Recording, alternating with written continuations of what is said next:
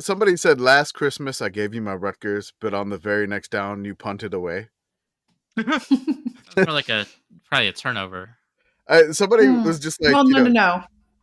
So I said, Christmas I gave you my Hawkeyes. Oh, give me. And on the very next play, you punted away. That'd have been better. But somebody got in the replies when I said pork roll, and they were like Taylor ham. And I was like, hold on. I was like, sorry, pork roll won the breakfast bowl this year. I am just following the rules. And I linked the article. New Jersey, you are not a big enough state to have regional bullshit like this. Hey, New Jersey, when you figure out what the stars in the sky are, when you can recognize Orion and the planet Venus. No, that was Maryland. That was the former governor of Maryland. It's airplanes at LaGuardia that Jersey people are like, what the fuck's that light in the sky? It's been there forever. Oh, it's an airplane. Jesus Christ, Jersey.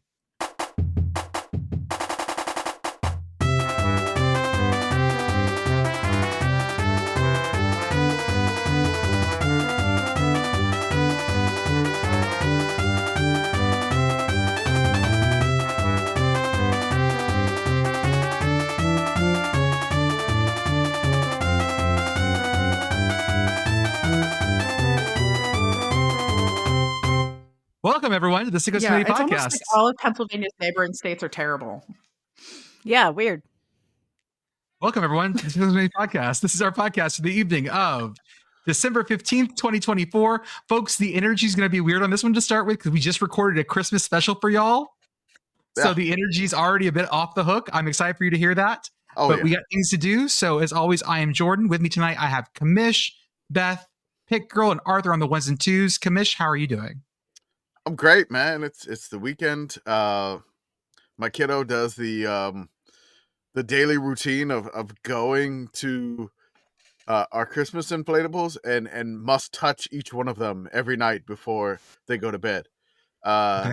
So I have to carry the near 2-year-old to see the alligator, the Bluey, and the Snoopy. So she just goes alligator. And I'm like, okay, I gotta take her outside. So which one's bringing gold? Which one's bringing frankincense? Which one's bringing myrrh? The 3 wise inflatables. I feel like Bluey is the harbinger of death, bringing myrrh. Feels right. Okay, all right. Yeah. What's Snoopy doing? I am become Bluey, destroyer of worlds. Hooray! Snoopy's gold, not hooray. That's great, babe. What is the 9-foot inflatable alligator then? Frankincense. Okay. Mm-hmm. All right. Bringing sandalwood and frankincense. The 9-foot inflatable alligator does have gifts in its open mouth. So it's like, yeah, go after those gifts. I will snap your head off. Hey girl, how are you? I'm good. It snowed here. Beth? I'm so happy. Are you enjoying snow too? I mean, my dad energy is extremely high this evening because I got to get out the snowblower for the first time this season, and I got a second set of snowblower batteries and another set of snowblower battery chargers. And friends, I can do the whole driveway and the walkway in one swipe now. Hell yes. Yeah. Beth, why do you have crampons? What do you mean? Because the only other time I'd heard crampons, it's so-and-so had bad crampons and then fell into a crevasse on Everest. Why do you have crampons? So I do not have true crampons. I have yak tracks. And it's because I have a concrete driveway and I don't want to eat shit while I'm snow blowing. That's true. Are you familiar with yak tracks? No. I'm in San Antonio. It was 75 today. All right. Okay. Yeah. Yeah. So yak is that like a different ice cream called Moose Tracks? No, it is a rubberized thing that goes around my boots and has metal on the bottom of them, so it punches through ice enough to give me traction. So it's the winterized version of the aeration spikes for your lawn. Yes. Jordan will tell you because he's been to my house before. I live on the side of a mountain. And so in order for me to snowblow, I have to push my snowblower up and down the mountain, and it's pavement, it's concrete, so it gets very icy. And the first year I tried it without any type of shoe enhancement, and I fell on my head, and then I and the snowblower rolled down the hill. So we don't do it that way anymore. No, definitely not. Arthur, how are you, sir? I'd like to salute our military veterans. Salute. I saw Craven the Hunter. We all got a weekend. salute. Oh, is Craven a veteran? Is Craven a veteran? Oh no, that's just 15-yard completely penalty. unrelated to the Okay, thing I okay. said previously. I just had to throw that in there. You know, 15-yard that's what penalty. you do now. Salute. We'll Commish get has to been that. making me salute all evening. We'll Yes, get to that game in a little bit. I think we have other things to talk about, but we'll get there. I'm going to complain to HR. Folks, we had great news today on the 25th, so the 15th of December. We found out today that the Pop-Tarts Bowl trophy has a working toaster in it. Yes. We got the news early. We did. No, we actually got the news pretty early in like October. I forgot about this entirely. That there was that in October, if you are a member of our Patreon, you would have heard the rumblings of this. There were actual schematics of this potential trophy. But we actually see this trophy come to fruition, and it worked. And they did a video of it, and they let us know like 3 hours we were about to drop this. Like, we got advanced information. Like, that's right. The Sickos Committee is breaking news on new trophy technologies for the Pop-Tarts Bowl. Oh, I forgot there were schematics. Oh, they're so good. I pulled them up. It's nuts. Sickos Committee Trophy Insiders. We are Brett McMurphy for all your trophy needs. That's right. I can't wait until they release a smart toaster trophy. One that has to be Wi-Fi enabled. Yeah. No, like Scooty's coffee Scooty's Scooties. coffee bowl. Scooty's coffee bowl needs like a coffee grinder trophy, I guess. I don't know. Mm. They need an espresso where you can just like the trophy. No, Okay. they need an all-in-one where it grinds it for you and makes the coffee. Like the ones they have, that's the trophy. small one. That's what you need. And then there needs to be like a football shaped coffee cup or something. I don't know. We do need to cover some fun stuff about coach changes. Yeah. Idaho got their doors blown off by Montana State, a very good Montana State. We'll talk about that in a bit. Yes. But Coach Jason Eck, who follows the committee, is head, or at least Idaho football does. Eck knows of us. Yeah, Egg knows of us. He's weighed trophies for us. Idaho follows the committee, and he got hired by another school that also follows the committee. He's going to New Mexico. That's right. New Mexico. New Mexico. Oh, Commish is wearing his Lobos shirt. He'll be replacing Bronco Mendenhall, who went to Utah State. And then Barry Odom's going to Purdue, so UNLV needed a new coach. And they picked up a coach who also follows the committee. Yes. Dan Mullen. Dan Mullen's going back to football, baby. We are in the Sickos Committee coaching carousel aspect. We're in the walls now. We're in the walls now. Dan Mullen, who followed the committee. I wonder if he'll unfollow us if we like say something bad about UNLV. But I love this. Like we have infiltrated. It's in the walls everywhere now, guys. Yeah, we got Idaho involved. We got New Mexico involved. We got UNLV involved. We have Dan Mullen involved. We have, there's a lot of different things in the coaching carousel that we're involved now. And I'm going to give a shout out to the AD of New Mexico who just got hired on the 1st of December. This is a good hire. This is a great hire. Jason Eck is a great coach. Hire. The schedule that Idaho had this year was brutal. Like their only losses were to FBS #1 Oregon by 7. Yeah. Yes. FCS number by 10. By 10. 14. FCS #1 Montana State twice. Yeah, and then UC Davis, who finished above them. They beat every team they should have. Yeah. They beat Wyoming also. Yes, they're one of the few teams that had a FBS win as well. Yeah. So I like the hire. I'm gonna miss Coach Eck in the Kibby Dome. I don't know what type of hire Idaho makes, but we'll follow that also. But yeah, I'm gonna miss Dan Mullen on Thursdays. Yes. Dan Mullen and Harry Lyles Jr. were like my buds. Mhm. I know. You said you put in an application for this spot, right? Yes, I did for the dead Mullen spot on TV. Absolutely, I did. Did Matt Berry respond or Harry Lyles No, respond? he did not. Okay. No, Neither one of them responded. Okay. All I right. will We'll say just keep this. looking. We'll check our resume. And here's the part that should actually gut you guys. They were supposed to be on the Duke's Mayo Bowl call. Oh. No. And so from what I've heard, Dan Mullen's no longer on the call because he's doing recruiting for UNLV. So we get Matt Berry and Harry Lyles Jr., but I'm not sure who the third's going to be yet. Look, I'm happy that Harry Lyles Jr. is going to be on the call because he's going to do something ridiculous on the sidelines. That's awesome. Matt Berry, ever since they put him on the Thursday games, Matt Berry has been a lot more fun. Yes, he's been leaning into it. Like especially Thursday's fun. Totally how many Thursday games did they do that were like Jacksonville State games, and then all of a sudden they got sent to like an actual ACC Virginia Tech big game? Yeah. And they brought the same energy that they brought to Sunbelt Thursdays to Virginia Tech Thursday, and that was great. I feel like Thursday night football is where you find yourself. Yeah. Mm-hmm. I feel like Matt Berry was stuck in Bristol for too long. Yeah. He's an Arizona State grad. Like, he needs to roam the country free and commentate in weird locations, just considering Arizona State everywhere he goes. Beth, if Thursday night is where you find yourself, does this imply that Virginia Tech has reached enlightenment? I think they've reached a level of self-awareness that's possibly harmful to all those around. Okay. Is there like a radius to this? Like they passed enlightenment. I mean, they took a wrong turn. Remember that like know thyself can be a part of the path of the enlightenment, or it can be a horrible curse. That's fair. So you could say they took a wrong turn at Albuquerque? Hey! Okay, just bring it back to New Mexico. Let's do it. We do need to talk about something weird that broke on Saturday. Yeah.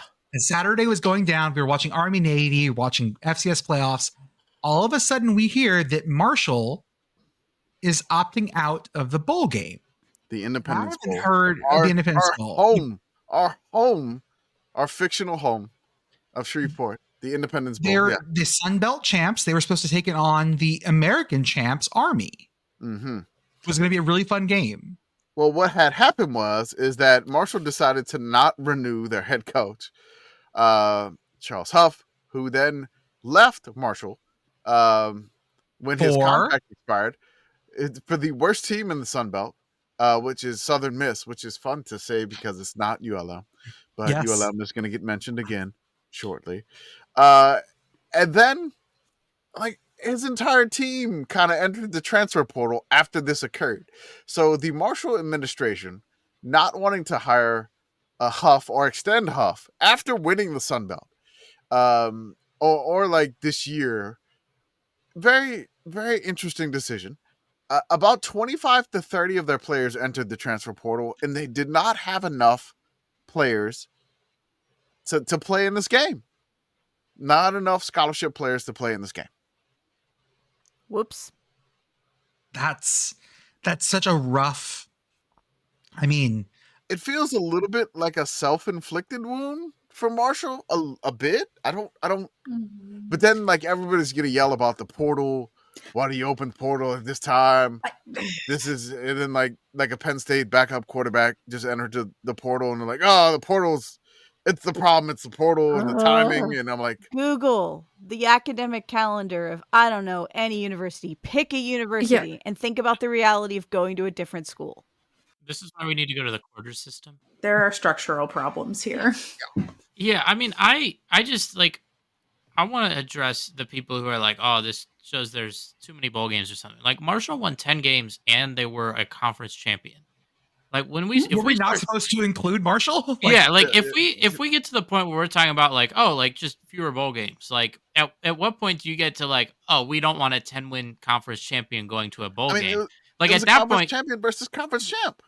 Right. Like, I'm saying, like, this, I feel like this probably is a little bit of a, I don't want to use the phrase like canary in a coal mine in terms of bowl games, because this doesn't feel like it's going to be the last time that this happens. No. But this particular test case of Marshall, I like, you know, it's you could say like, oh, we got to have teams in bowl games that want to be there that prove that. But like, I mean, there's no way of determining that. I This mean, isn't some 6-6 edge Right. case where like they lost their coach and then everyone quit. This was a conference champions team. Yeah, with, this is a Yeah, 10-win let me team. change that wording real fast. I said everyone quit. That's not what I meant. No. I meant that players went to the portal, which they should do to find the best place I for mean, them. their coach left. clue Why what's can't they leave?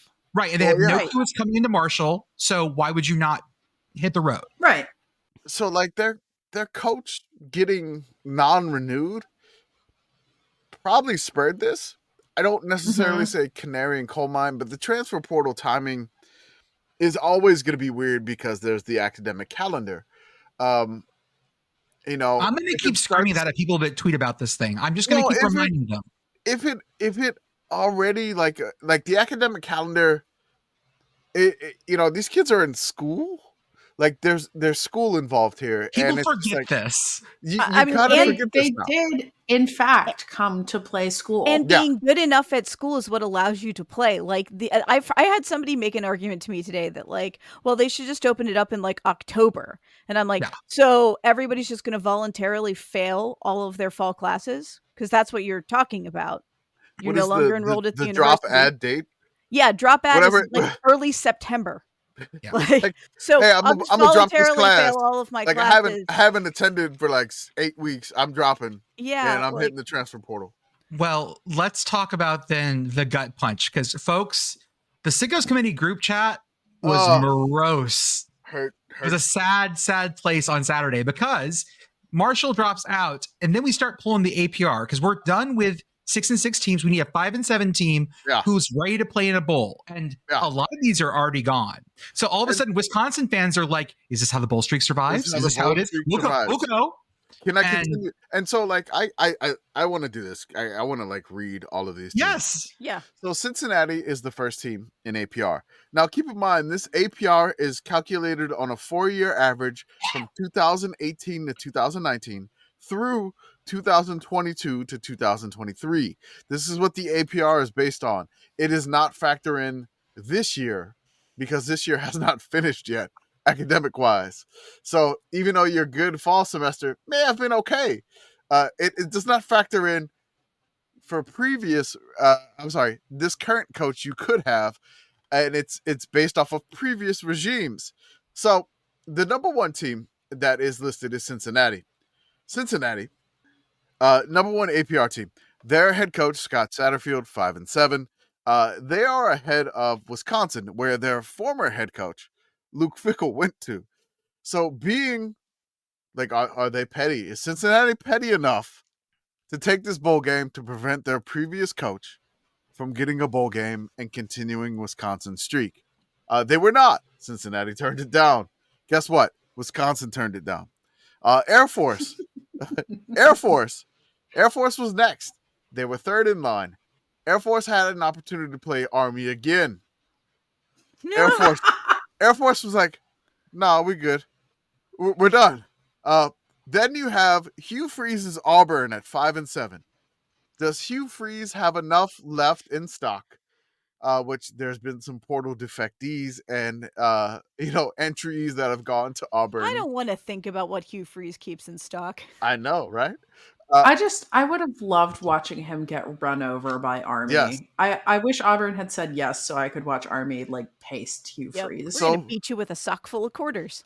So Hugh Freeze and Army say no. And then you got Virginia, where their quarterback, Anthony Calandra, entered the portal. A couple of other entered the portal. They said no. Utah, Cam Rising, injured, of course. Unfortunately, Cam, get better. And Utah's on like their Cam Healing. Cam perhaps. Healing, hopefully. And they're on like their fifth string quarterback. Utah says no. I'm like, yeah, done. Pac-2 champions, Oregon State, 5-7. Let's go. Pac-2 champions. Do we know that all these?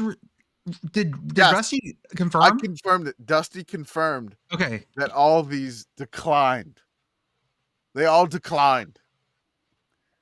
Okay. So Oregon Army, State, everybody's Pac-2 champion. scared. Their starting quarterback entered the transfer portal. They said no. Below Oregon State, they could have spited their former head coach, Michigan State, Oregon Nope. State could have said, fuck this, we're going to Shreveport. They could spite their former head coach, Michigan State head coach Jonathan Smith. They said no. Michigan State then says no also. Again, the allure of Shreveport is not pulling many folks to play Army. Well, I mean, it pulled someone all right. Do you want to go UCLA to actual state abbreviation LA? No. they said no also. ODU, Sunbelt team was like, hey, ODU, they may go for a bowl game. The last bowl game they had last year was the famous Toastery Bowl. ODU says no. After that, Kansas, 5-7. Kansas is next up. The Jayhawks, they decline. They decline the majesty of Shreveport. Kansas. No. Eastern Michigan saw their brethren lose a bowl game this weekend, and they also declined the bowl game. App State, after this, App State says no. They just fired their coach. Everybody's in the portal also. This feels like 3 times you'll deny me. This is denying Shreveport. 12 Denying teams are Shreveport. They are denying Shreveport. They are. Hawaii. Yeah, Hawaii's not coming to Shreveport. No. Hawaii's not going to. Hawaii's next. Nevada. You're telling me that Hawaii doesn't want to visit fabulous Shreveport? The Wolfpack from Reno to Shreveport. Reno, they already have casinos. Shreveport, shout out to Boomtown. But do they have humid casinos? I mean, do you want humidity in your casino? Do you want to feel like... God, the bills are so sticky. The chips are like, I can feel it. God, being the dealer would suck. Oh my God, just... Yeah. All right. Visit Shreveport. We've got a moist casino. Bossier, Shreveport Bossier. Just you want the stickiest casino ever. We call the fifth card we call the fifth card a river for a different reason. Hooray! That's right. It's the river is pouring down your back. That's right. So Nevada says no. They don't go from Reno to Shreveport. No, they decline. Next up is Charlotte. Charlotte, just got rid of their coach. They got a new head coach. They decline also. So there's only 2 5-7 teams that remain. Oh God, this is so heartbreaking. 2 5-7 teams remain for the possibility of the Independence Bowl. They're both on Interstate 20, which aligns with Shreveport. They are both on the Interstate 20. The one that is up next is Louisiana Tech, who is in Ruston, who is the most frequent flyer to the Independence Bowl. They have been to the Independence Bowl 5 times. They were tied with Ole Miss at 5 appearances in the Independence Bowl. That's funny. That's funny. Your use of past tense here makes me so sad. Yeah. They were tied. Louisiana Tech accepts the bowl game invite, and they are now going to the Independence Bowl. The team that was behind them, final 18th place out of 18th 5-7 teams was our beloved ULM Warhawks. 3 points we can't behind have nice them. things ever. This was so sad. Oh my God. If unfolding in real time, this was brutal to watch. If I didn't think the 2024 ULM season could kick me in the nuts one more time, it just really did. You should have known better. I should have known better. I'm scared for I want to survive to the end of this. Please just no more. We lost General Booty. We lost. I mean, he got a special card on EA Sports College Football that I'm gonna try to get. We lost so much. 5-1 to 5-7, and then our neighbors 30 miles west of Monroe in Ruston are going to a bowl game at 5-7 because of 3 points of APR due to the previous regimes of ULM, which ULM had to put out a statement. ULM had to put out a statement to this here. It says, when a 5-7 team is needed to fill the number of bowl slots, the teams are ranked based on their academic progress rate, which is calculated as a 4-year average from 2018 through 2018-19 academic year through 2022-23 academic years. Unfortunately, our APR during this time was not as high enough to earn a spot in this year's Radiance Technologies Independence Bowl. While we are disappointed not to be selected, we are proud of the significant progress we've made in improving our APR under the leadership of Coach Bryant Vincent. ULM football has achieved unprecedented academic performance over the past 2 semesters. This includes an improved team GPA from both the 2024 spring and fall semesters. The 2024 fall team GPA is the highest in ULM football program history. Furthermore, ULM football's graduation success rate of 84% was the highest among Sun Belt Conference institutions as reported in 2023. We are more committed than ever to continuing our academic and athletic progress. With a strong foundation built over the past year, we are confident that ULM football will continue to elevate its level of success both in the classroom and on the field. Okay. Are we coming to terms with this, Commish? I'm fine. I'm already over it. Okay. It's just as soon as the 5 and 7 thing popped up, I was like, "What's ULM's APR?" And then I saw it. I was like, "There's no fucking way." Right. But then it got like, okay, like, and then I see like the coach tweet, and then the football program does like the eyes emoji, and I'm like, and then it turns out I was like, Lautech was like, "Yeah, fuck you, ULM, we're taking it." I'm like, yeah, it figures it.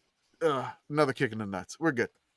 Travis Heisman. Jesus Christ. Travis Heisman now. Wins the Heisman. Ashton Gigi comes in second. One of the closest Heisman races in history. My only comment on that is that Cam Scottaboo was 5th and probably should have gotten that invite to New York. We got to expand that to 5 people. Yeah. The only other thing I have to say about this is that it really sucks for Ashton Genty that he like happens to exist at the same time as Travis Hunter. Yeah.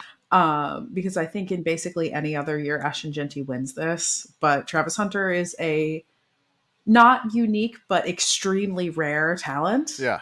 And you can't not award that. And it was kind of just like, if you looked at everybody that we follow and who follows the committee, their ballots when they published them, like after the vote went down, it was like Travis Hunter, Ashton Genty. Like Ashton Genty had like the most second place votes ever. It was ridiculous, and it was just something that was that incredibly close.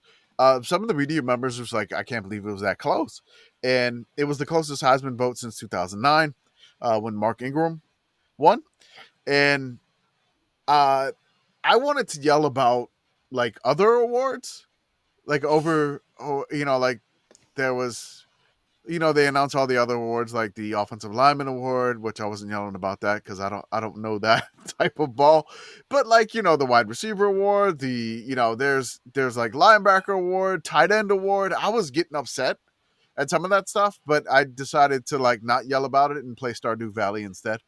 Good call. Yeah. It's a good choice. You chose well. It was good. It's a good choice. I just like yelling about awards when somebody doesn't vote the same way you want them to vote. It feels like a futile exercise, and I need to upgrade my tools in Stardew Valley. So, I mean, I decided to do that instead. Got to throw gifts to women until they marry you. You can throw gifts at people of all genders in Stardew Valley. You can do that.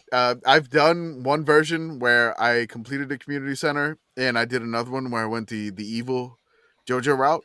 And like as soon as I went the evil JoJo route, I just shut it down. I was like, I didn't want to play anymore. I felt bad, and so I started a whole new save just recently again when they did the update, which is good. I'm on like this. I don't know. I got like mountain cliffs in my. I don't know. I should start playing Stardew Valley. I should start playing. They just had another. Is that another? I played so much of it in college and haven't picked it up in years, and it's like probably almost a different game. They just had an update that just launched, like maybe about a month ago, and there's like 8 or 9 different types of farms, and I'm on the one that's like I think I'm on Hilltop Farm, which is a lot of fun. It was good. So I was like, instead of yelling about Harold Fannin not winning the tight end of the year award, I decided to I need to go to the mines and get my pickaxe upgraded in Stardew Valley. Folks, let's do an ad read right here before we go into other things.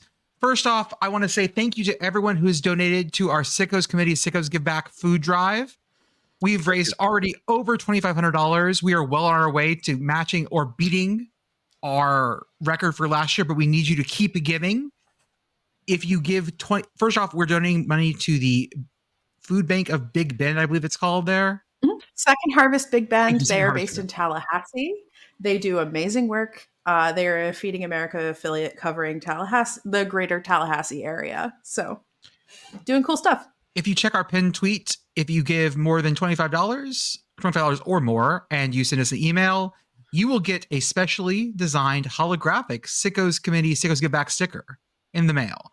But you have to make sure you email us too. Email us with your information, your address, and I upgraded the label maker. I got the template going. If you do upgrade this, the logo that we have on the label with our address, it is beveled. So I'll say that. It's a unique address, a label address. A new unique label address. We'll have some stickers. If you are the first folks that donate, you may get some extra stickers. I'll say that. So we also have our stuff on our Linktree on our Twitter, Instagram, and Blue Sky profiles. Join our Patreon for $5 a month to get access to our Discord where you can chat with us throughout the week. Our merch store, sickoscommittee.org. We'll be putting new stuff in there over the spring as well. So get the stuff you want. We're on YouTube. We're on Instagram. We're on Twitch, which we're going to use more and more. We're on Substack, where we're going to have some great stuff about our bowl previews. We also shout out to Masters Board Geniuses Podcast. They go to places that we refuse to go. And Sickos Committee with Home Field Apparel, the softest, comfiest, officially licensed collegiate apparel. Use our link. Use our offer code. Yes, yes, 3 ha's. For 15% off your first order. If you're too late for Christmas, just get someone a gift card from Home Field because they'll just pick it out themselves. Yeah, I don't and even then know. just send them a picture of I'm wearing my Evergreen State Gooey Duck shirt. That's right. Just give them that. I see Lobos. I see Pitt. I see Temple. Yep. That's right. Done. Okay, folks. Use our link if you buy a gift card. I don't think our discount code works for the gift card. It'd be awesome if it did. Pitt Girl? I have incredibly important and entirely tangential news, which is that, and I'm about to drop a picture in the chat. Blue Sky has just informed me, Commish, that there is a baby capybara at the San Antonio Zoo. What? Oh, okay. Love capybaras. Its name is Tupi, and look at it! Oh, he's in salad. He's sitting in salad. He's adorable. So tiny. Okay. Since I can actually give this notice before it happens on this, when I couldn't on our bonus podcast, at 10 a.m. on December 24th, we will be hollering about the international broadcast of 9 Lessons and Carols in our Discord if you want to come and yell about Christmas carols. There will be many seagull memes. It is a beautiful Christmas tradition that really has very little to do with Christmas and lots to do about us just yelling about seagulls. Let's start by talking about what has happened on December 14th quickly. Celebration Bowl. Jackson State wins the Celebration Bowl, wins the HBCU championship 28-7 over South Carolina State. My favorite move here was the ref who, when the first penalty was committed, saluted the veterans and then gave a personal foul. No. You need more of this. There's more that happened. This was after an incredible punt return. Yeah. That got nullified by penalty. That's what made it even better. This punt return was phenomenal. And then as he's crossing the goal line, he does a flip into the end zone. A front flip, I believe. Yeah. He flips. I thought it was going to be the play-by-play announcer yelled mustard. Yes. Yep. Play-by-play this was great, by the way. I thought for sure it's going to be okay, that's a penalty for the front flip.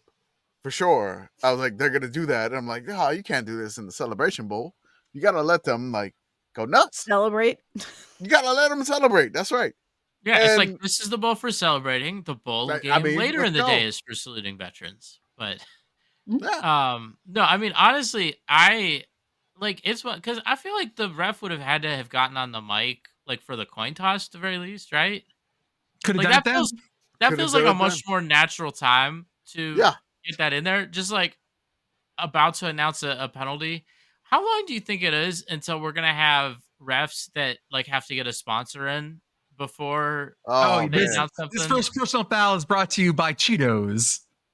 Yeah, this is the first personal foul of the game, and then a separate sponsor for subsequent personal fouls. Are we gonna get like the radio ads if we get on like the varsity app for like penalties now? The first personal foul of the day is brought to you by Cheez-It. This particular player was feeling too cheesy, coach. Love it. Like who's gonna sponsor like the ref measurements now? I mean, I'm surprised. The Chain Gang brought to you by the Pretenders. The Chain Gang brought to you by a private prison firm. Oh God, please no. Well, that's a private prison. I hate that this is raising the question for me of why we have not yet had a bowl game sponsored by a private prison firm. FAU tried with their stadium, Alcatraz, baby. Okay.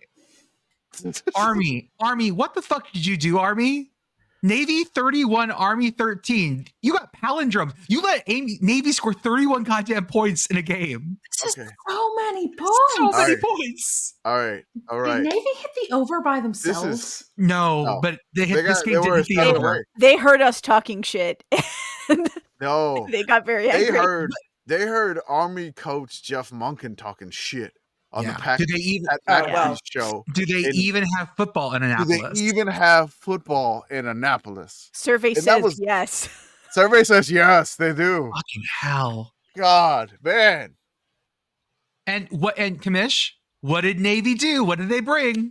Navy's look, I'm gonna tell I tell you, every single one of these games, there's a weird special teams play that is always called, and the shit works out. They get Navy 4th and 9, they're gonna punt. And I'm like, Army's gonna get the ball back. It's like at this point, I think it's like 21-13. Or is it 24-13? Okay. So it's still within reach for Army at this point. It's 4th and 9. They make a defensive stop. Navy's inside their own territory. They call the nose tackle number 96's number on the fake punt. Yep. And they direct snap it to number 96, and they block that shit up. And he's off to the races, just running down the field inside Army territory, and gets lit up by the Army punt returner. A direct hit on the ball. Jars the ball loose, and Navy recovers, luckily. And, Navy winds up, getting some additional points there to expand their lead further, kind of essentially sealing the win for the midshipmen. And, yeah, I this is coming at some point in time. You don't know when they're going to do it, but they're going to do it. Are they ready for it, or is it going to backfire? But this was an incredible formation, because when you see the punt, you have now you used to have one punt protector. Now you have 3. Yep. And then there's one on one side, and then there's the gap where the snap's supposed to go. Then there's 2 on the other side. Well, the punter rolls out to the right, and then the 3 folks shift to the left, and number 96 takes the snap. There's another one, the one on the left, the punt protector hits the kick out block, and then he's off to the fucking races. It's number 96 just he gets blown up by the Army punt returner, fumbles it. They're lucky to recover it. But his reaction, after they recovered, he was just such relief. But that was a huge special teams play that's coming every single Army Navy game. Somebody's gonna do it. And does it work? It worked, and it helped them seal the game. Navy gets to keep the Commander-in-Chief trophy, or they win it. And they'll put it in, I believe Navy puts it in one of the dormitories for everyone to see. That evening, we have our second bowl game, the Celebration Bowl, being the first technical bowl game of bowl season. The Salute to Veterans Bowl, sponsored by ISIS. And what did we learn about IS4S? Speed and integrated technologies, speed with ethics, I believe, baby. I don't know. Yeah, so ethical speed. Nothing good. Nothing good. Speed that in an ethical way. Speed's the name of the game. If you have to tell us you're ethical, yeah, probably not going to believe you. South Alabama 30, Western Michigan 23. This was a fine game. There was a little bit of wacky stuff at the end. Nothing, like, honestly, it was pretty much just straightforward. But Commish, que lástima, ¿sí? Ay, Dios mío.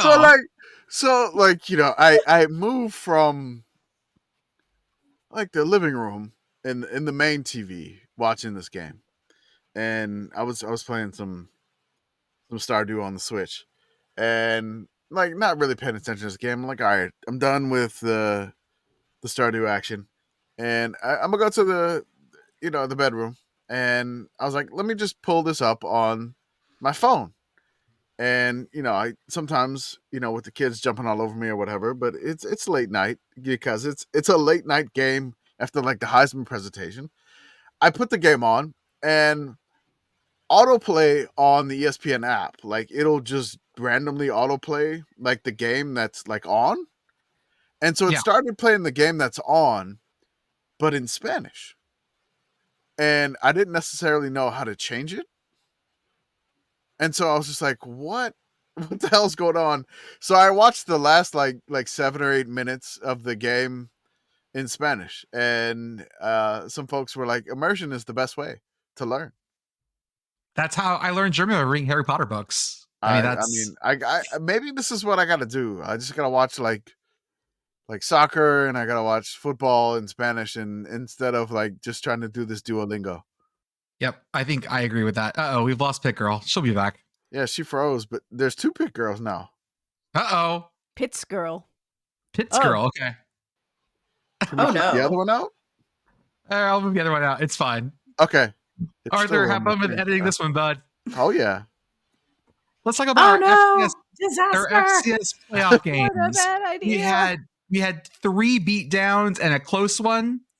Montana State 52, Idaho 19 on Friday night. That one started good, 10-10. Yeah, 10-10. Idaho with an surprise onside kick, which I didn't hate. I didn't hate it. It did not go 10 yards at all. So, like, this is kind of when I started to realize the new M-Eck-ico rumors. Yes, this happened sort of at the same time. It kind of happened at the same time. Like Pete Thamel broke that he's probably going to New Mexico, and this was like it broke like when the score was 10-10. It was just like, this is weird.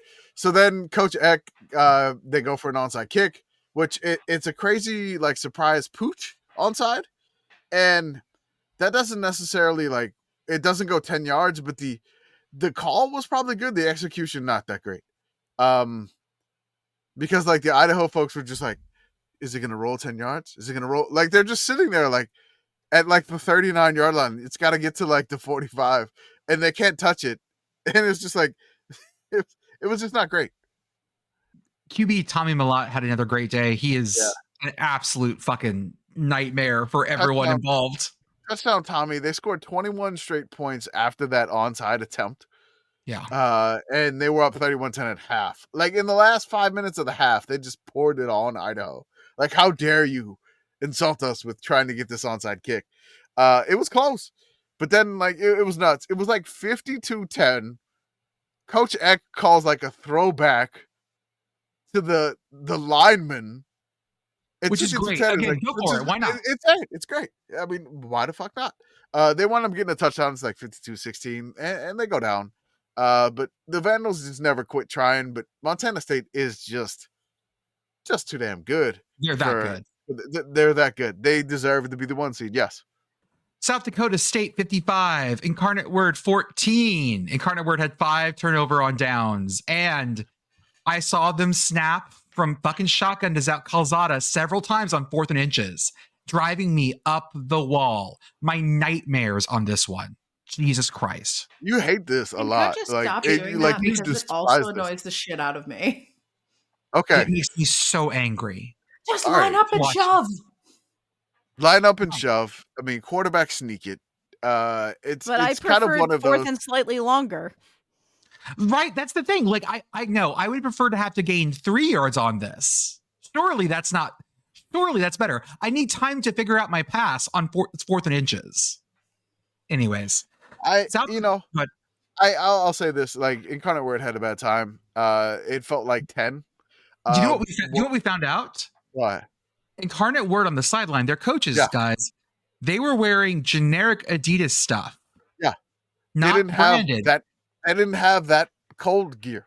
There were shots of Incarnate Word folks at like local sporting good outlets picking up jackets that week in Dakotas. Yeah, they didn't have it. Like, you know why? You know what the temperature was in San Antonio while they're playing up there in Brookings? Like 75. It was 70. It was 70 like 3. And I mean, like, Incarnate Word doesn't have any branded like incredibly cold gear. I'm like, why would they use this? They're in the Southland. Everybody's within a gas tank distance of each other. Like, there's nobody outside of like Louisiana and Texas in this conference. So like, you're not gonna need like the ridiculously cold gear that you need for like Brookings in December. So yeah, they just had like regular branded Adidas like puffy jackets. It was which just is incredible. Also Incarnate Word, they brought heated benches, but the gas froze. So like your heated benches butane or propane. Jesus Christ. They don't know any better. I don't know any better. I don't even know what type of gas. But like South Dakota State was just like, no, we don't even need that. We just got normal benches. We just put blankets over the cold of the bench. That's how we do. That's how we do it. And so Incarnate Word kind of hung for like a bit. It was like 14. I'm sorry, it was like 7-0. Incarnate Word drove down inside the red zone, and they did what Jordan and Pitt Girl hates the most. They tried the Calzada run from the pistol, and it got stuffed, which is weird because I've never seen like dual threat Zach Calzada that much until like the past few games for Incarnate Word, which is strange. And you know, really, it didn't work out. They had 5 turnovers on downs. They only threw like 1 interception. They had 1 fumble. I mean, you know, South Dakota State had 1 interception too, and they were in it. It was just that those turnovers on downs, it just feels like maybe if they did something different on that, the game's a little bit different, but still not that much different. Maybe their spread coverage, because the spread was 18.5, but like South Dakota State is a machine. They're like a 3 seed that feels like a 1 seed, and they are the back-to-back champs. So that's tough for the Word to go up there and freeze when it feels like 10 degrees. Also, shout out to Marilyn Payne, who follows us. She was a sideline reporter. Yeah, she was cold as shit. South Dakota 35, UC Davis 21. This was the close one. The magic number here is interceptions. The magic phrase. 5 interceptions by UC Davis, 2 interceptions by South Dakota. UC Davis defense stands strong against South Dakota several times, picks them off in the red zone twice, but can't do shit with it. I always enjoy a game where it's just like, no, you have the ball. No, you have the ball. There was a lot of there was a lot of drives where it was like interception, other team gives it right back, and it felt like Davis just could not get out of their own way. The quarterback threw for 3 touchdowns, but he also threw for 5 interceptions. There was one where I could see the Davis's quarterback like throw this, and I'm like, okay, it looks like he's coming open. But the only problem is that there was like 5 South Dakota players in that way that he was trying to throw. And it was like, okay, if you're focusing on the receiver's breaking open. But the only problem is there's like 5 South Dakota players in the way of the receiver breaking open, and that's an interception in the end zone. And South Dakota typically wears red. Yes. And in this game, they were wearing black, which in the end zone, there's like black curtains on both sides of the Dakota Dome. So I don't know if that messed with the Davis QB's head, but I mean, if it did, that's some great gamesmanship because they were kind of blending in because their helmets were black too. Typically they wear red. So I mean, next level uniforms here by South Dakota. And then finally, we have North Dakota State 31, Mercer 7. Yeah, this is North Dakota State doing what they do. So next week, guys, we're going to be having South Dakota State and North Dakota State for Dakota Marker Round 2. This will be in Fargo. And then South Dakota will be traveling to Bozeman, historic Bozeman, to face Montana State. Sorry. Quickly through. Let me just say this, in fact, which we'll probably do it in the preview. South Dakota has not played an outdoor game since October 26th. Oh. Yeah. Interesting. Okay. In D2, we have our final set for McKinney, Texas. It'll be Valdosta State, who beat Minnesota State 35-21. Right. And then Slippery Rock, you let it slip away. No. Ferris State 48, Slippery Rock 38. This was the close one. Slippery Rock was ahead the whole game until the fourth quarter. Yeah, this was just, Minnesota State and Valdosta State, which I'll go back to that one. That was a great game. It was back and forth. Coach Craig T. Nelson and Luther couldn't get it done. The game was great, but it was weird because it was just 60 because it was in Valdosta, Georgia. It was just like a great day for football, like non-inclement weather. It was strange as shit. But Slippery Rock, they were putting it on Ferris State. They were putting it on them. And it's 38-27. Slippery Rock going for the kill shot on Ferris State in the fourth quarter. They throw an interception in the end zone. Ferris State then takes their next drive in. It's 38-34. Slippery Rock, they bounce back. They get all the way down to the Ferris State 7. Then they throw another interception in the end zone. Just brutal stuff. Just you could have got the 45 and then maybe 52. But look, Ferris State's defense held. Ferris State then gets a 69-yard TD run from Cannon Katzer. Nice. Running back. He should be a kicker. They get a lead for the first time, 41-38. They tack on another touchdown. Then Slippery Rock to end the game. They go INT in the red zone, turnover on downs, and another INT inside Ferris State. Just fell apart. And the game just fell apart. The rock crumbled. So that means, again, Ferris State, Valdosta State, and McKinney, Texas next Saturday. I will be there. You should be too. Oh, yeah. In D3 playoffs, we were in our quarterfinals. Mount Union beats Salisbury. Susquehanna beats Bethel at the last possible second. Commish, I just need you to read what happened here. I'm going to read this. I watched this game. This was a quad box special. I had this one on the quad box. So the ending of the D3 Bethel and Susquehanna game, Susquehanna gets a touchdown to lead 24-21 with 39 seconds left. Bethel then goes right down the field with no timeouts. They get all the way to the Susquehanna 31-yard line with 5 seconds left. They're kind of just outside D3 field goal range. Like your D3 kicker is probably not hitting a 48, 49-yarder. Right. To tie the game. That's your D3 kicker, your non-scholarship kicker is probably not going to pull that off. Bethel then hits a Hail Mary to win the game.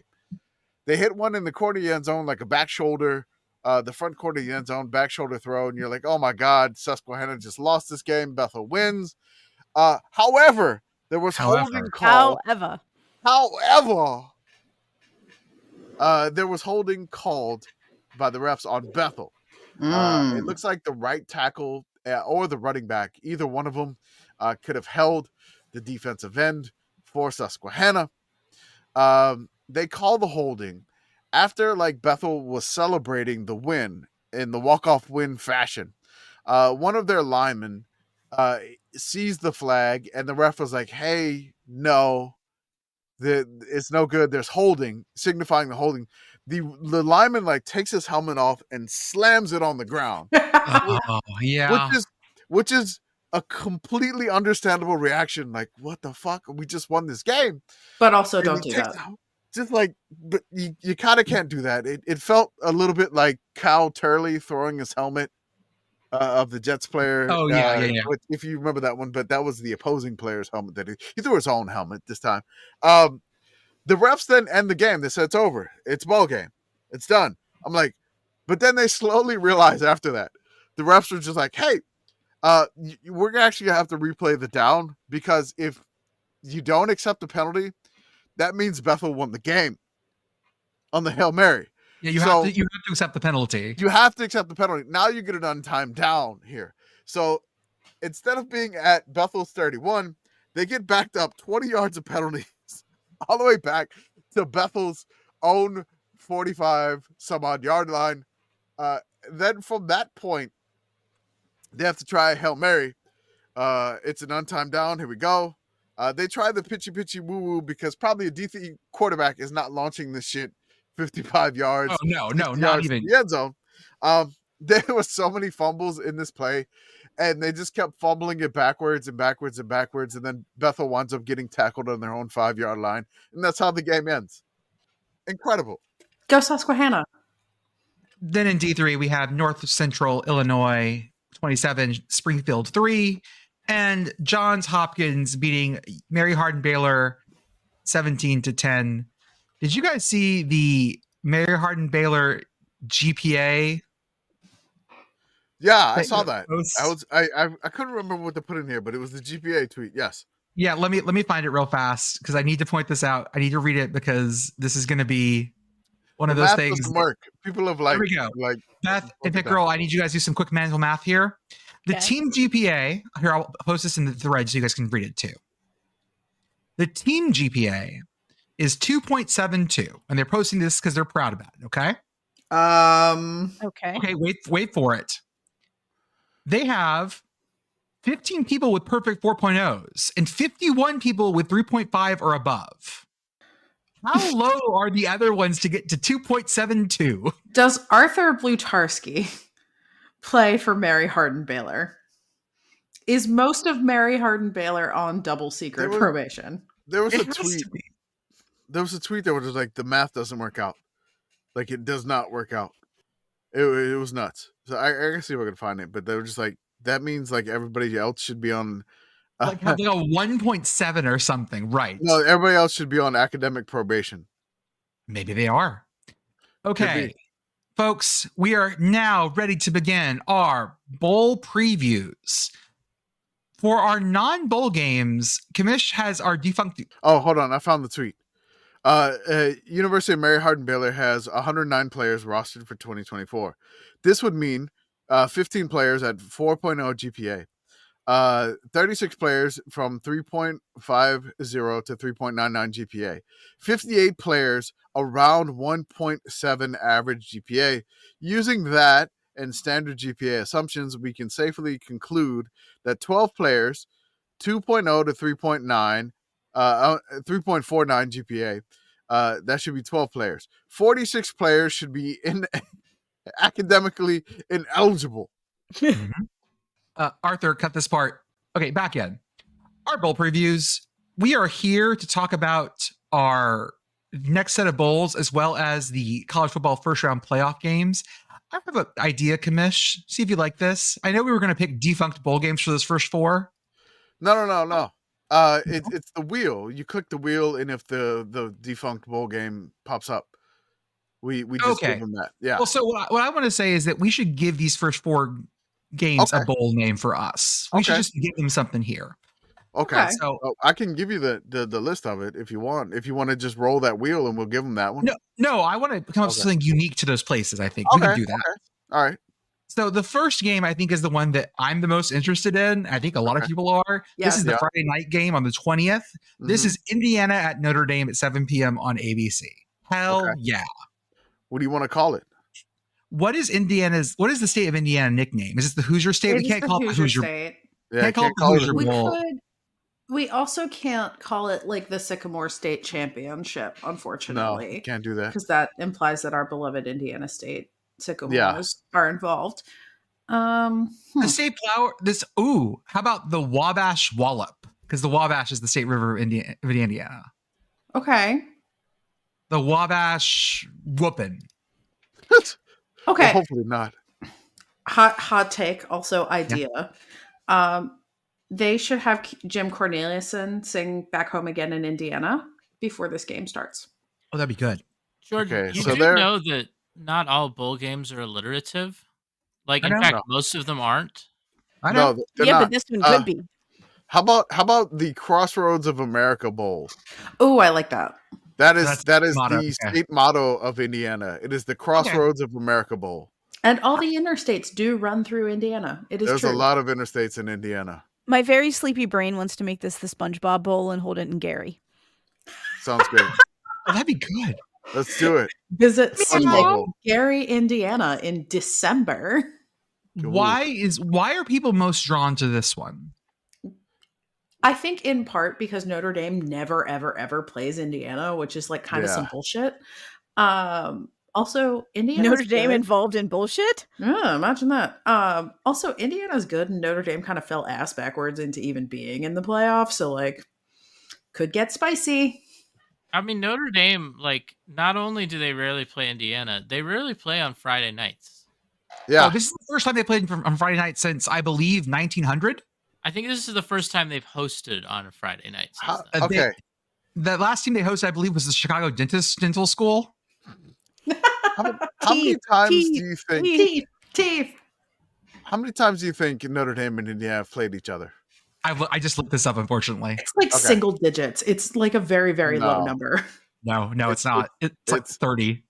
Yeah, it's 29 times. Okay. The last time they played each other was in 1991. No one was alive then. And before that, Commish? 1958. Actually, no one was alive then. The last time Indiana won was in 51. Sorry, 50. And the last time they won in South Bend was 1901. Well, they got to get one for the 21st century. No, they didn't win in 1901. It was 1898. Oh, I'm sorry, 1898. My bad. The first meeting, Indiana won 11-5. Jesus Christ! On 11/11, 1898. I know that we have our favorite teams, but we don't often like outwardly rule. But Indiana, take my energy. Yeah, absolutely. Like, Indiana, like Care Bear stare here. I am like Care Bear staring you, Indiana. You know what I'm talking about, Care Bear stare, right, Pitt Girl? No. What? It's where you do the heart thing. Yeah, you do the heart. All the Care Bear stare. Your chest Have you never seen the Care Bear movie with the creepy book? How evil old book? do you think I am? I have never heard of this. Oh my of the Care Bears? Is that like the Berenstain Bears? No, no. I know what the I'm so angry right now. So I know what the bears look like, but I've never seen any length of animation of the Care Bears. We gotta watch both movies because they are creepy as shit. Both of those movies gave me nightmares as a kid. One of them involves an evil magical book with a face. I'm not sure this is an endorsement. I just put that in the chat. That's the Care Bears. Yeah, Care Bear stare. Take my energy. Shout out to Grumpy, my favorite Care Bear. Yeah, I've seen this GIF. I know about this. I did not totally know that it was called the Care Bear stare. There you go. Okay. There's like an evil magician in the first one too. It's a weird movie. All right, moving on. SMU at Penn State, 11 a.m. on TNT. That's weird. Home for drama or also, comedy welcome. It's going to be cold. It's not actually going to be that cold for Central PA in December. Like there's a graphic going around being like, the wind chill's going to be 13 degrees. Guys, and the wind chill's always fucking 13 this time of year. It's going to be like freezing. Get over yourselves. That's not actually that cold. I go back to SMU when they played Reno and they played Nevada at the beginning of the year and it was like 40 something. And it took them a while to thaw out. Guys, it's 70 outside my house right now in the DFW area. Yeah. That seems like a you problem. It's awful. It's 70 and humid, like 100% humidity. It's gross. It was gross outside today. It was just like, just sticky. And then now it's like you're gonna go leave that to be in like 13 wind chill in a whiteout. It's called hoodie weather. That's what it is. It's hoodie weather. I went to the grocery store in a hoodie and Crocs and no socks today. What kind of pants though? Jeans. Okay. What are we calling the SMU Penn State game? Okay. Right? Like what is the center of this Venn diagram? Okay. I think like Penn State is big about not putting names on things. So I think that like if there's one bowl game where it's just like we don't have a name for it, like I feel like that would be their thing. Square brackets, bowl game to be named later. Yep. Like no, it's not even to be named later. Game. It's just like it's a tradition not to have a name for this game. We can't have a name here. It's Square the bowl. Brackets, unnamed bowl game. Okay, I dig it. It's unnamed bowl game, and the bowl game is just the emblem of Pennsylvania. Yeah. Okay. Fair. Oh no, that works too because it's got the horses. Yeah. No, I'm just talking about this. Oh, like the Keystone? That's it. That's all it is. Okay. It's the bowl game. It's just that. Commish, I want you to know that I said that before I looked at my phone. Oh, you knew what it was? I knew what it was without looking. Oh, I mean, you live there. I do. You're well versed in the Commonwealth lore. I am. That's right. Can you believe? Have SMU and Penn State ever played before? There's no way, right? In like the It doesn't 80s. feel like they should have. Oh yeah, this Feels is like they also played the in the like 80s. 1983 is back bowl. Yeah.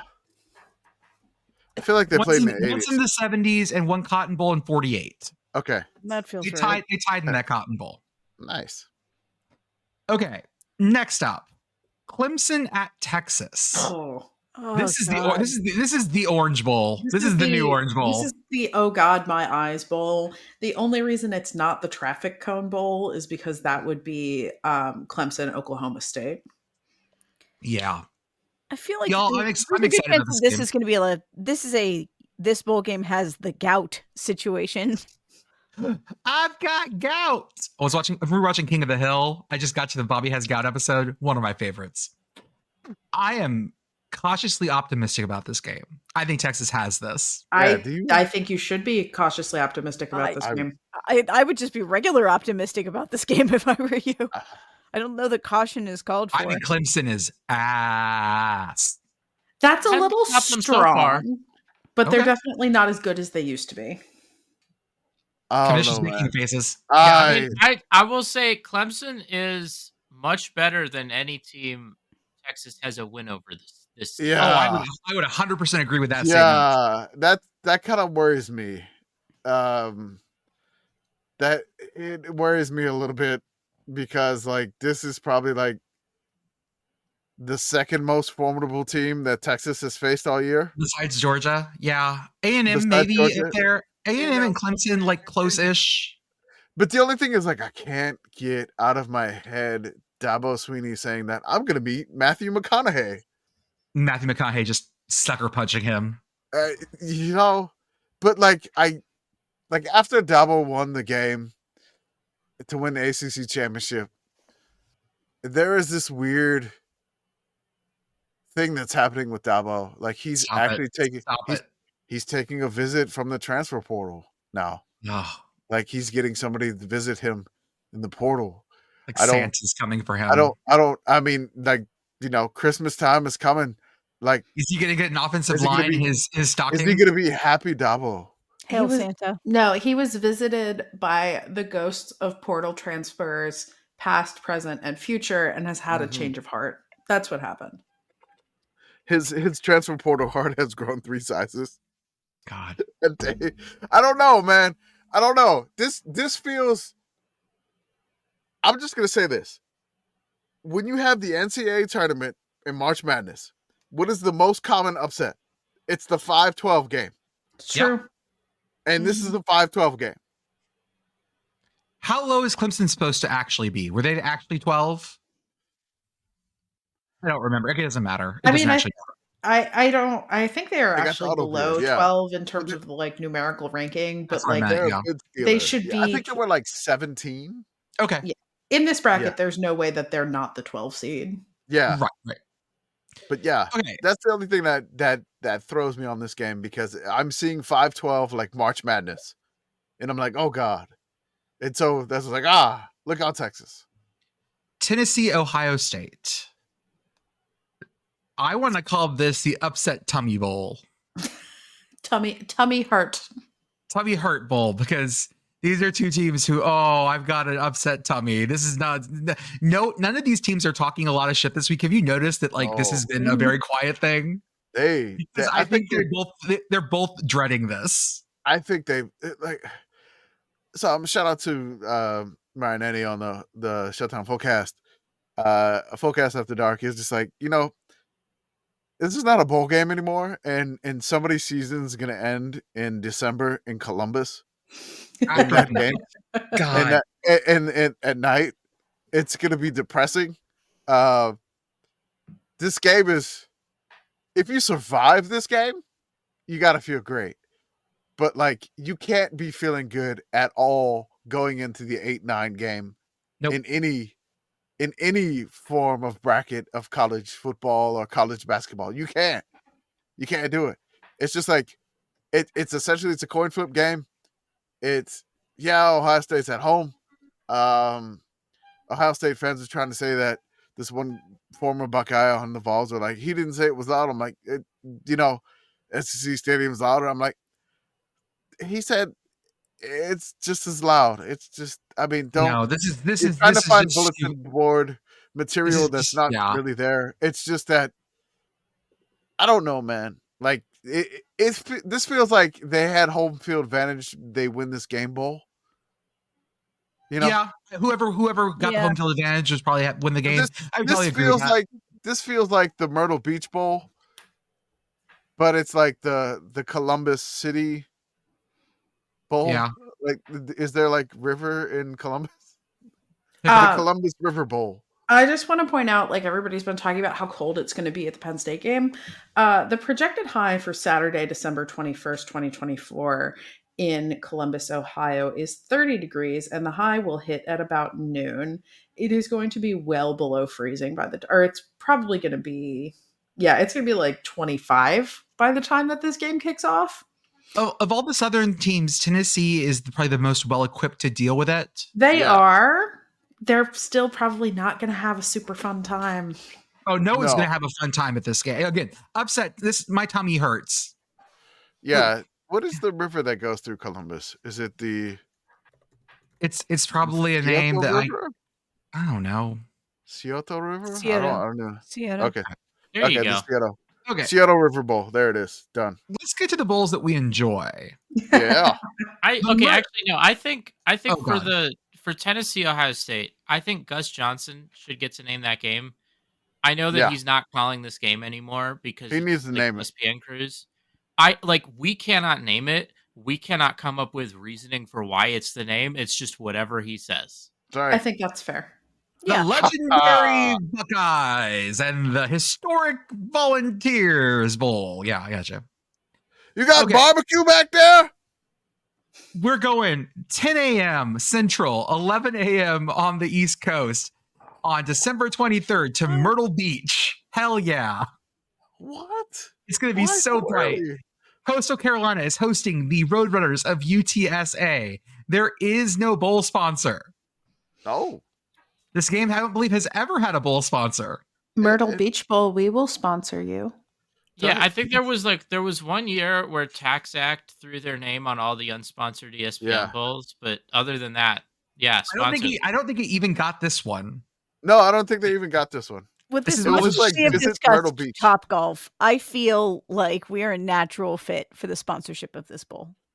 There's a China Knife Bazaar in Myrtle Beach. The China Knife Bazaar Bowl.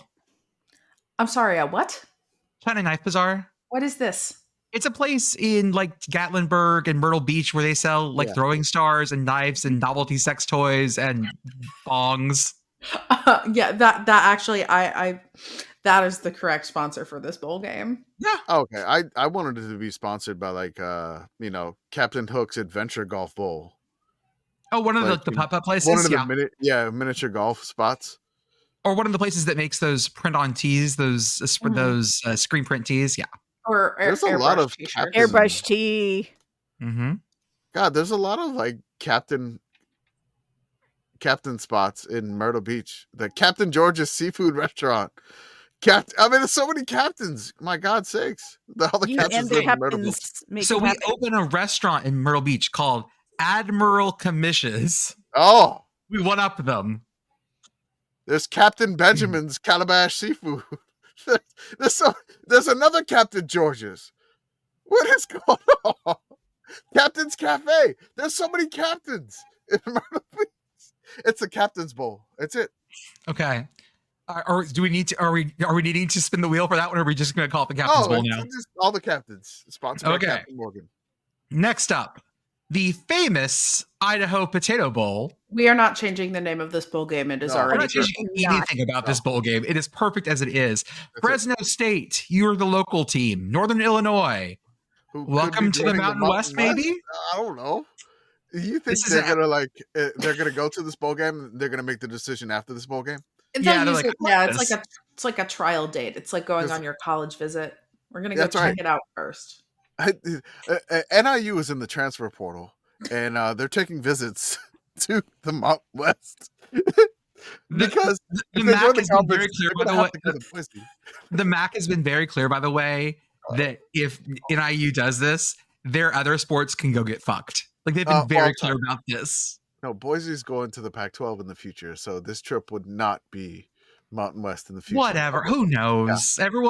Everyone stand up, move 2 seats to the left to cover in spots.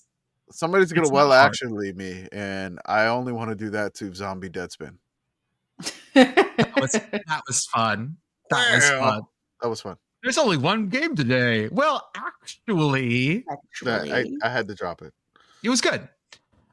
This is the Potato Bowl. What more do you want about it? It's a great bowl game. I'm just leaving this one alone. It's awesome. Listener, it's perfect. Listener, if you are going to the Potato Bowl, tell Spuddy Buddy we said hi. Yes, the best mascot in the world. We follow Coach Hammock for NIU. We follow Twitter. I would love to see the fry bath there. Yeah. Like the dumping of the fries. I feel like for upsetting Notre Dame, Coach Hammock deserves to get a bunch of French fries dumped on him after winning this game. Speaking of Fresno State, did you see Jake Hayner get head scratches today? No. He did. He started today for the New Orleans Saints, and he had a very bad start. Not a great first half. No. And Coach came over, gave him some head scratches. The Rizzler gave him some head scratches. Yes. Like everyone on this podcast, tell me that if someone came over and just gave you head scratches, your day's better, right? Yes. Head scratches are great. Give more head scratches, everyone. Sorry. I mean, especially along the medulla oblongata. You just wanted to get that one in there? I felt like doing it. I kind of want to say that in Waterboy voice, but it's okay. How about the Hawaii Bowl? No longer sponsored by Postmate or Act Post. I'm sorry. Post. That is Easy Post. Shout out to Easy Post. I know why you know that. Sent me a whole swag bag that I use the backpack of literally every day because it's an Oakley backpack. And why did they send you that swag bag? Thank you, Twitter followers, for bullying Easy Post into having me win that contest. I did that before the committee, I think. That was the reason we had all that swag to give away was because that game got canceled. Yeah, that was in 2020. Thank you, Easy Post. The beach towel that you sent me is also really nice. This game is going to be South Florida versus San Jose State. 2 teams on Christmas Eve. This is back like at the 7 p.m. Christmas Eve spot. Nice. Perfect. This is the most wonderful time of the year. God, this makes me so happy. I love this. The logo now just says the Hawaii Bowl. I dropped it in the chat. Nice. With the definite article. Also, the Hawaii Bowl is allowed to do this. Ohio State is not. No. The Hawaii Bowl. That's right. For the Hawaiian dish, see poke Hawaiian dish. Not that Hawaii Bowl. This Hawaii Bowl. Look, I love this because these 2 colors are great for both teams. So if they even go with the yellow and the green, or you got the green and the blue. I don't want. Oh, please, not the highlight or yellow uniforms. San Jose State. No.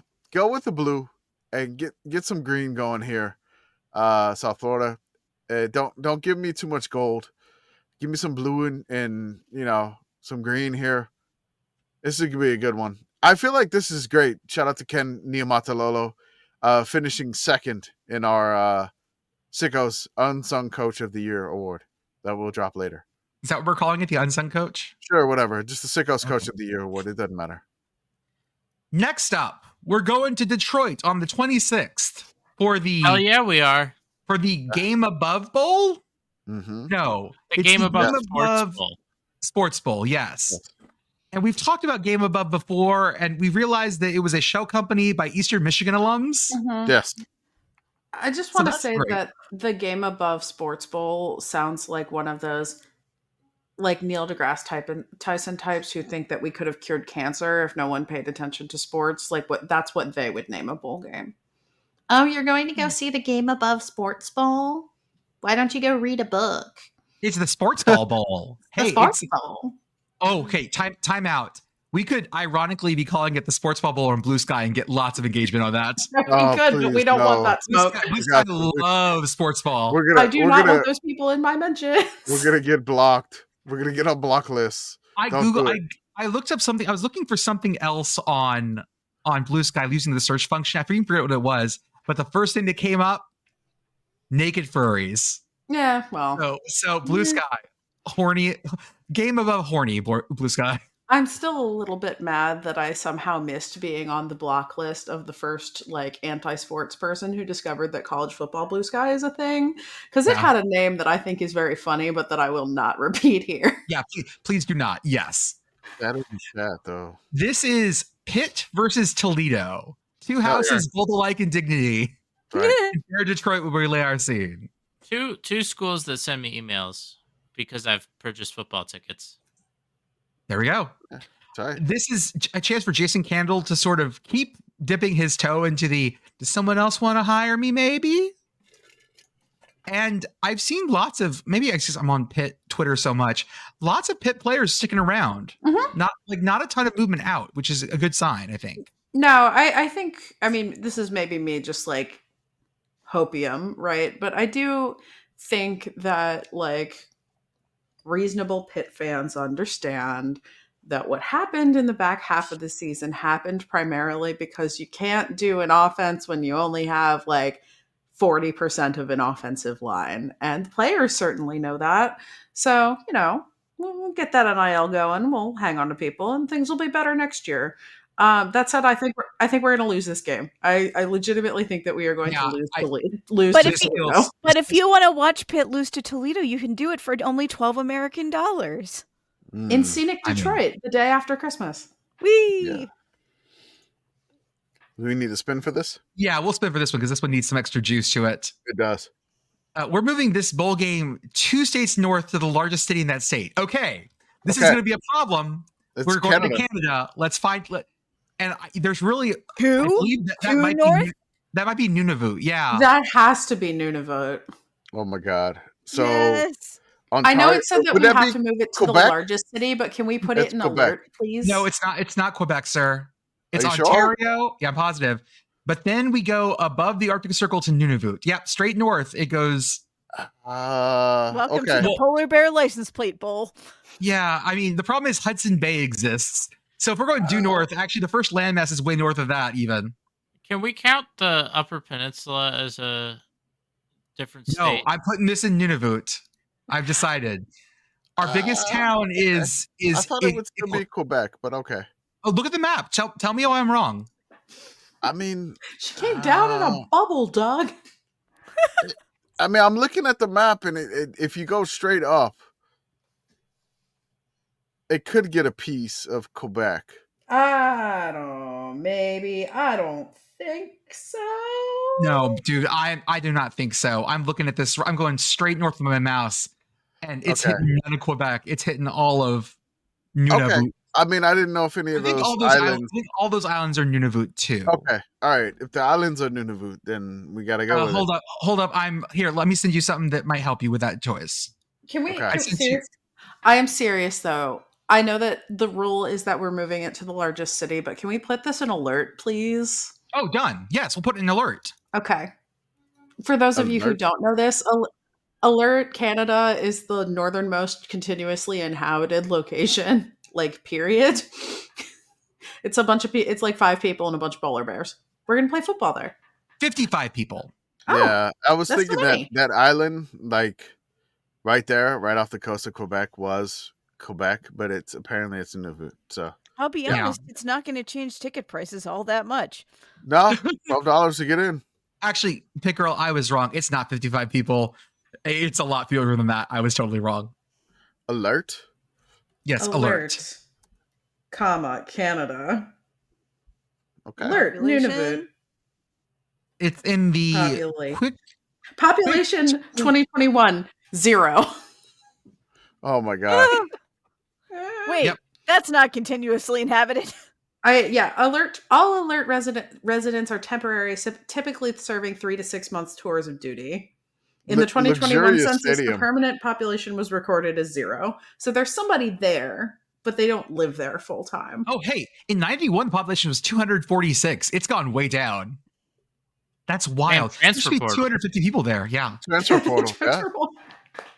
Wild. Crazy. Okay. Conference realignment is out of control. Next up, the not so guaranteed rate bowl. Adjustable rate bowl. It's not guaranteed. Oh God. We don't know what the rate is going to be. It could be anything. It could not even be a number. Like you could go in and be like, what's the rate? They'd be like, camels. Yeah. I wonder if like the concessions are adjusted, like the rate changes. Like first quarter, it's like hot dogs. One of my favorite surge pricing on concessions. One of my favorite bars in Berlin was a bar where you would go in and the prices would change as people bought beer. So in live on the TVs, they would flash prices. They change every 5 minutes. So you'd have to wave your waiter over and lock in a price right now before your beer shot up. The stock exchange for beer. Yes, that's great. Look, guys, it's the Weimar Republic. Known as Prince. It's the Weimar Republic. We're just burning cash in the corner too to keep us warm. This game was also the Copper Bowl, the Domino's Pizza Copper Bowl, the Inside.com Bowl, the Buffalo Wild Wings Bowl, the first one, the Ticket City Cactus Bowl, Motel 6 Cactus Bowl, Cheez-It Bowl, the first one, and then the Guaranteed Rate Bowl. This is the one played at Chase Field. Chase Field, yes. That's the Arizona Diamondbacks Stadium. That's correct. Yes. There's a pool involved. There's a shortage of stadiums that actually host football in the Phoenix metro area. Yes, totally. This game is going to be Kansas State and Rutgers. A not bad matchup? Like a matchup that I'm interested in? You're not wrong, but this has weird vibes. These are two substances that should not come into contact with each other. Probably not, no. Oil, water, shake it. This is not a shelf-stable bowl game. This is a chemical reaction. Yeah, no, I'm thinking like not quite as violent as antimatter and matter. So like maybe, like pure lithium and water. Can we get an emulsion out of this? If you shake slowly, really hard. If you slowly drip the Rutgers into Kansas State in your blender, could you? You need an immersion blender for that. Yeah. And you're going to have to throw it out afterward. Both of these schools do say they are associated with Manhattan. Oh, yes. This is the Manhattan Bowl. These are the Apples college football The teams. Apples, that's right. How about these Apples Bowl? How about these Apples Bowl? Oh my God, yeah, totally. Okay, go. No, I just have the thing with like New Jersey. Every time you go in like the Lincoln Tunnel or whatever, like if you lived here, you'd be home now. Bowl, but yeah. Folks, I need you to know the reason this is going so off the rails. It's 11:25 Central, 12:25 Eastern. Yeah. We're way past our usual time because we recorded a special before this, and so we are all losing our minds. Last game up. I gotta drive to Detroit tomorrow morning. The last is I got 68 ventures, but a problem ain't one. Nope, that's not it. No, I got a bowl game ain't one. A bowl game ain't one. Thank you. There you go. I have 68 ventures because none of them are nice. The 68 Ventures Bowl, not the 69th. This is the one in Mobile. That's right. At South Alabama Stadium. Mobile. Butch Jones, Scott Loeffler. Let's go. This is like something we should be interested in. This is a pretty good one. Yeah, I love it. This is interesting. When ULM was 5-1, I wanted them to go to this bowl game, or maybe the Myrtle Beach. But it's the Broken Dreams Bowl. The Broken Dreams Bowl. I mean, it's Mobile, so yeah. It is Mobile. Yeah, you wind up there. You wanted to go to the nicer beach in Alabama. You wanted to go to Gulf Shores. You wanted to go to like Destin. What's the road? What's the fancy road in Florida? Everyone's like, I'm on the 40A. Is it 40A? What's the road? Look, you tweeted a bunch about Vanilla Ice earlier today. I did. Yeah, and the only fancy beach road I can think of is A1A Beachfront Avenue. All right, you did that to me. Hey, Beth, you weren't an MTV watcher, were you? I was not. No. Okay. Oh gosh. There's I a was very too famous. rural. I didn't have cable for a good long time. I posted this because there was a show aired in 1999 called like The Lamest Videos Ever, and they had Chris Kattan, Janine Garofalo, Dennis Leary, and Jon Stewart there. Jesus, that's a moment. To make fun of like lame videos, whatever. And they were sort of doing it their own way. But then they brought on Vanilla Ice to destroy his own video. And this was when Vanilla Ice was like trying to be a rocker. So he takes a baseball bat and destroys the set. And the best part is after commercial, they come back.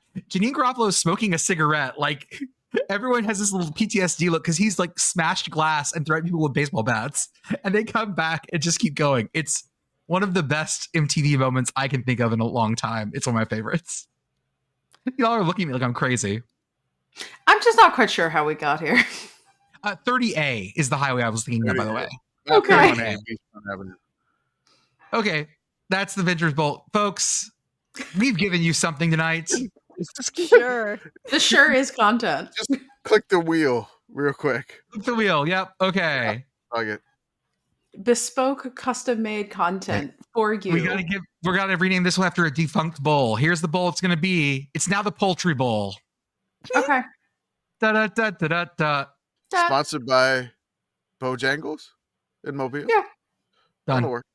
Done. Hey kids, go do something else. I don't know what this was. I love you. Bye. Bye, friends. Bye. Love you guys.